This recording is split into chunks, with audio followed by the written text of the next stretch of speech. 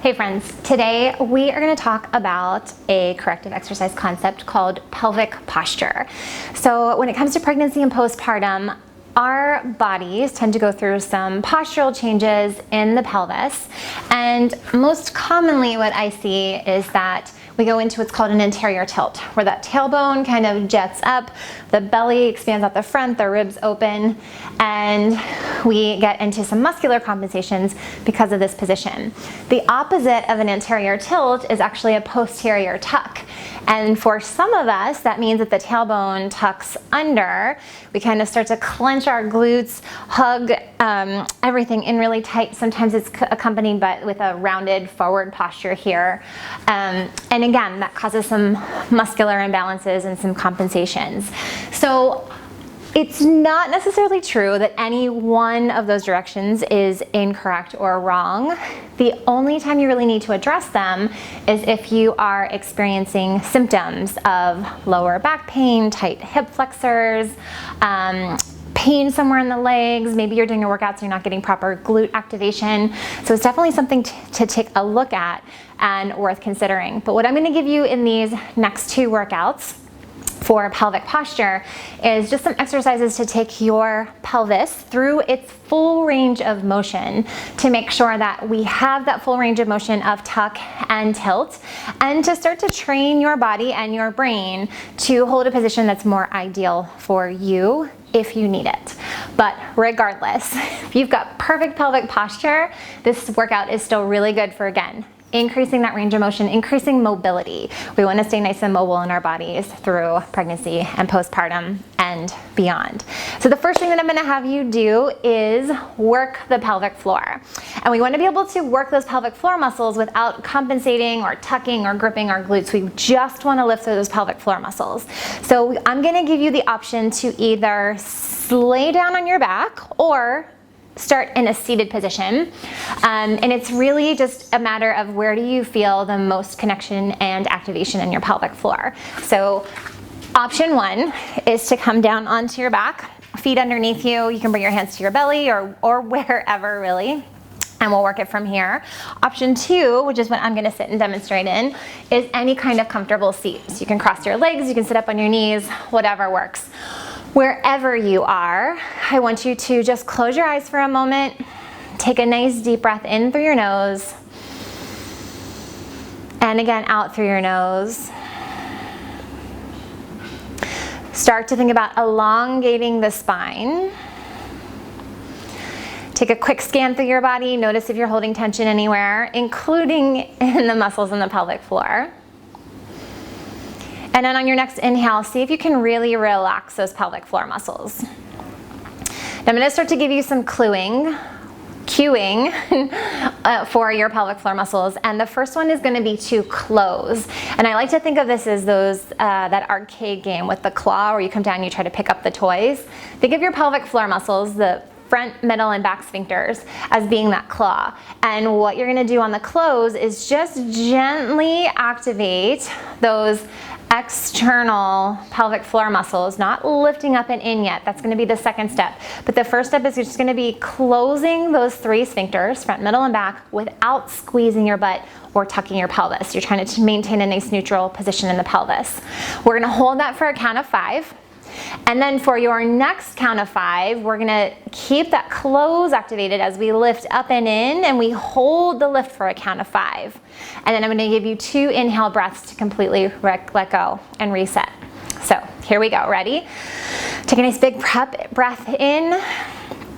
And on your exhale, I want you to start to close front, middle, and back. Stop the flow of urine, stop gas. Just a gentle activation here for 3, 4, 5, and then lift those muscles up and in, front, middle, and back for a count of 1, 2, 3, 4, 5, and then inhale, let everything go. Inhale through your nose if you can. Exhale, continue to release. And take one more breath in, thinking of all those muscles opening, expanding. Exhale, continue to keep them relaxed. Inhale, prep. Exhale, close the muscles. Stop the flow of urine, stop the gas gently for 1, 2, 3, 4, 5, and then deepen that connection, lift those muscles up and in. You might even feel a little bit of transverse activation there. Holding for 1, 2, release your butt, 3, 4, 5, 2 breaths to prep. Inhale, release. Exhale, release further. Inhale, continue to open those pelvic floor muscles. Exhale, release. Good, last time, ready? Inhale, prep. Exhale, gently close front, middle, and back. Stop urine, stop gas for 1, 2, 3, 4, 5, and then lift those muscles up and in. Hold that neutral position in the pelvis. Relax your glutes for 2, 3, 4, 5, and breathe in, let go. Wherever you are, give your pelvis a little bit of a shake. Now, you're either gonna stay in this position with your hands behind you, and we're just gonna work in a tuck or a tilt. This would be really if you're pregnant and you're no longer comfortable on your back, you're gonna work your tuck and your tilt from here. Otherwise, come all the way down if you're not already there. And on your exhale, I want you to think of a zipper that starts at the back sphincter, so the muscles around the anus. You're gonna zip from back to front, and then front to rib cage. On your inhale, fully release. Maybe you put a tiny lower back arch into your spine. I don't want you to overextend this and pop the ribs out though. If we're trying to stay nice and quiet in the upper body. We're just mobilizing the pelvis here. And can you tuck and tilt your pelvis without going into a major glute squeeze and activation? We're gonna get to glutes in a second. So as you exhale, then close and lift. You drop the small of your back to the floor. Inhale and release. Exhale, close and lift.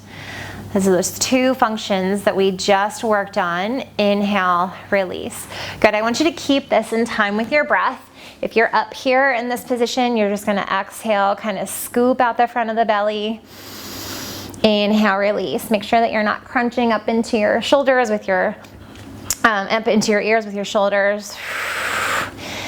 And again, we talked about how this is just about mobilizing the pelvis. If you have one direction, the tuck or the tilt, that feels a little sticky or that it's hard to get into, maybe spend an extra breath there, because we are just trying to increase that mobility in the areas where our bodies tend to get a little stuck. Good, I want you to take one more. Exhale, close and lift. Inhale, release. If you are super pregnant at this point, you are going to get yourself over to an incline or a plank for this next one right here. Otherwise, you're going to come down to your knees and your forearms. Walk those knees back enough to feel a little bit of demand on your core.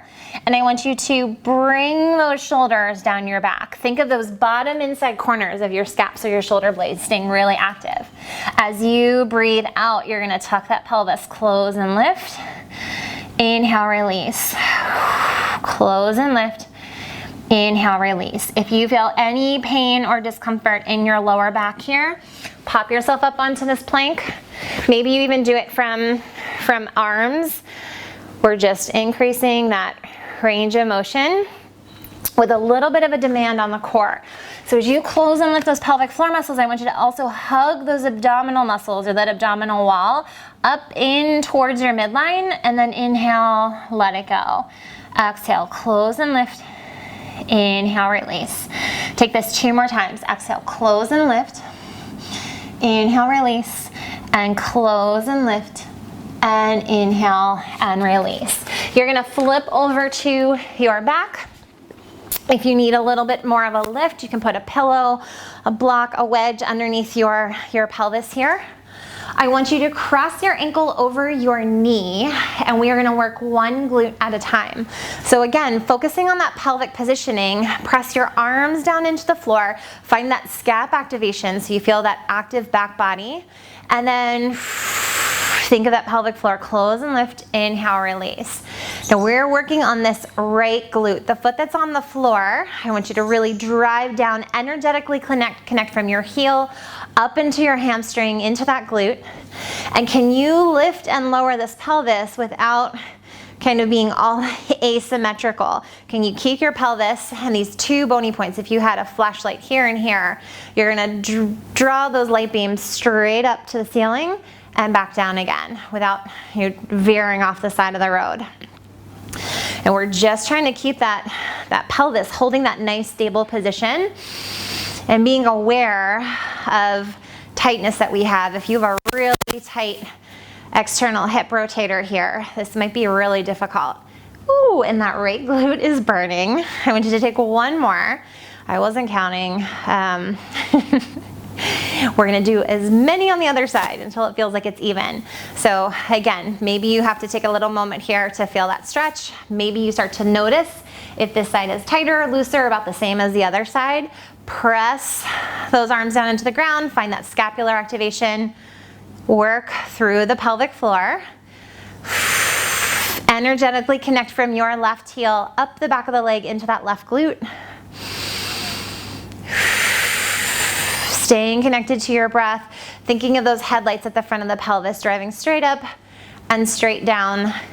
Noticing if this side feels a little different than the other side or not. I'm gonna give it about 3 more here to see if we can even this out. And give me 1 more. Good. I'm gonna hug those knees into my chest, and I'm just gonna give myself a little rock from side to side here before rolling up onto all fours. So I'm gonna come up into this position.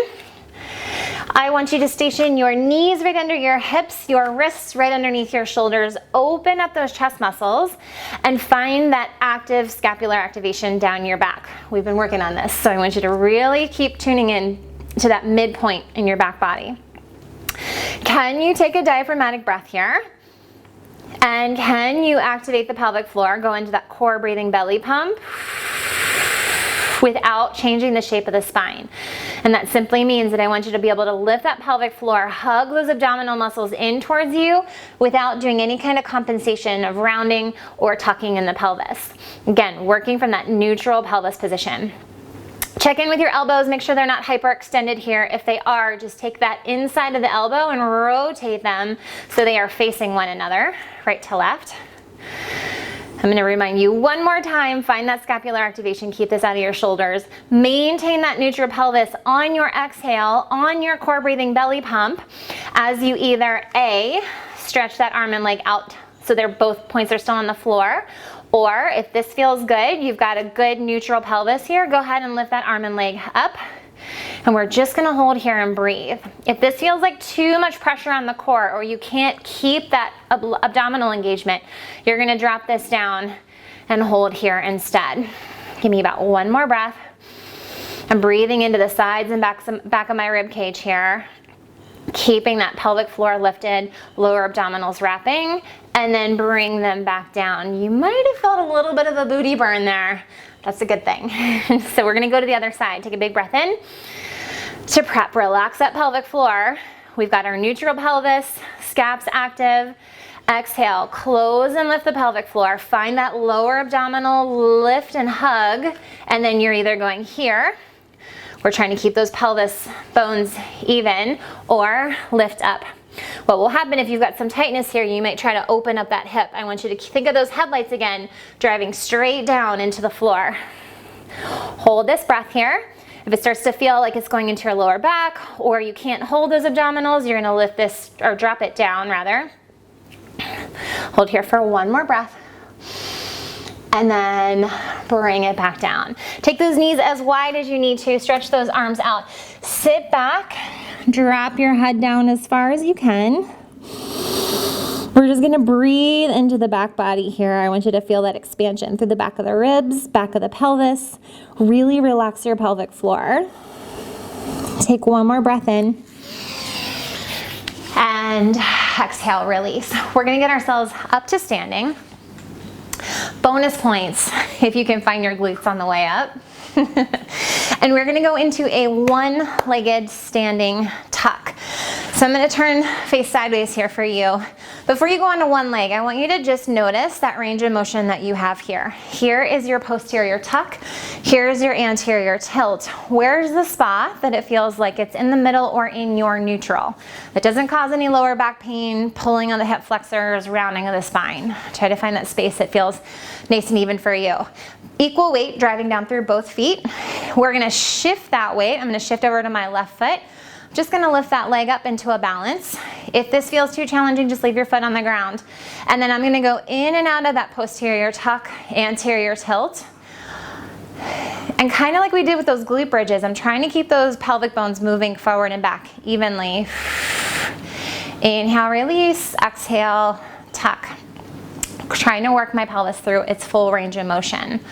Now you're standing on this left leg, and I'm feeling a lot of activation in the outside of that left hip and a little bit in that glute as well, because these are all working to stabilize you here. And then I also want you to think of that scapular activation, so you're not rounding and dropping in the front of the chest or the spine. Good, we're gonna flip over to the other side. So find that weight in the center first. Nice big inhale, release. Scap activation on, shift your weight, hold the balance, and then go in and out of that tuck and that untuck. Pelvic floor, inhale, relax. Trying to find your full range of motion, feeling that those external hip muscles here, glute med, really working to stabilize. And give me 2 more. And relax. Good. Shake it out. I want you to grab yourself something to hang on to. I'm going to pick up my 8-pound weights, just one of them. You're welcome to use a water bottle. You're welcome to use a newborn. Just something so you've got something that you can put in your hand. It could be a pillow. It could have nothing, no weight at all. It's totally fine. We're gonna go in and out of a one-legged deadlift. I'm just adding this weight as an obstacle for your brain. If it feels like it's too much, drop it completely. But what you're gonna do is put whatever you're holding in one hand. It's in my right hand, so I'm actually gonna stand on my left leg for this exercise. And what I'm gonna do is find that balance on that left leg.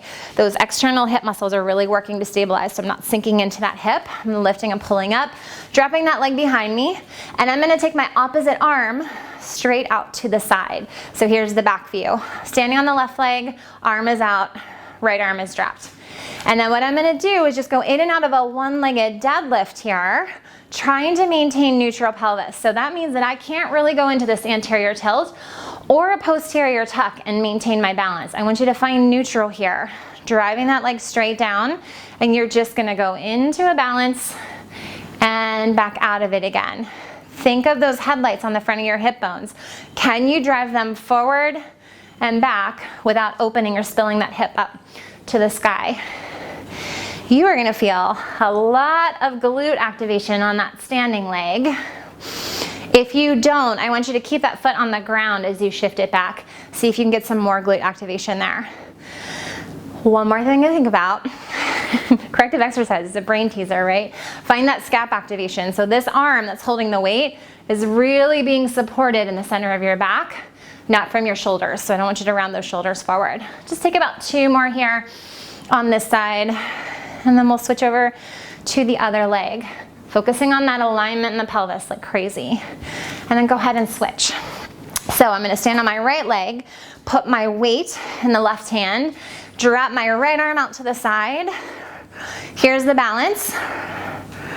And I'm gonna go in and out of this hinge with a neutral pelvis. Now I can tell you personally, this hip is a little tighter, so as I come forward, my left hip is trying to open up to the ceiling. So I'm working really hard, and it's feeling like a big stretch in the outside of this right leg in order for me to maintain that headlight, those headlights driving straight down the road and not veering off to the side. This is why we practice these things in these slow, controlled, really mindful ways. Because if I was going into a faster workout, I probably wouldn't be tuning into this. Maybe it would feel a little uncomfortable or like a little bit of pain, but I wouldn't be taking the time to fix that alignment and really make my brain work to fix it versus just trying to like muscle through and get through the workout. That is why we do what we do, folks, with the corrective exercise. Work on all those imbalances so we can continue living those daily lives and do those things that we love. One more here. Good, shake it out. Okay, I'm gonna pick up a smaller weight for this next one. I'm actually gonna grab myself a sip of water because those one-legged deadlifts literally just kicked my tush. You can do this one if you're prone to some lower back pain. Maybe don't use any weight at all for this one. I want you to think of those sits bones at the back, hip bones at the front.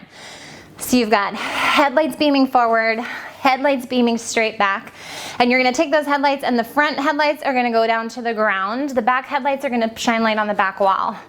Find your scaps here. And I want you to find the position. You might have to change the angle of your upper body. You might have to bend the legs a little more, but I want you to feel like your glutes are holding you in this hinge. And then once you find your glutes, that connection from your heels up into the hamstrings and the glutes, go ahead and drop those arms, support them from your scaps. And we're just gonna take little circles here. And again, start to notice, do you feel one hip trying to pull? Does it feel like you can put equal weight down into both feet? Do you feel pulling on one side of your back versus the other? If this starts to feel too intense, just come up a little bit. Maybe it's just a little bit of a squat.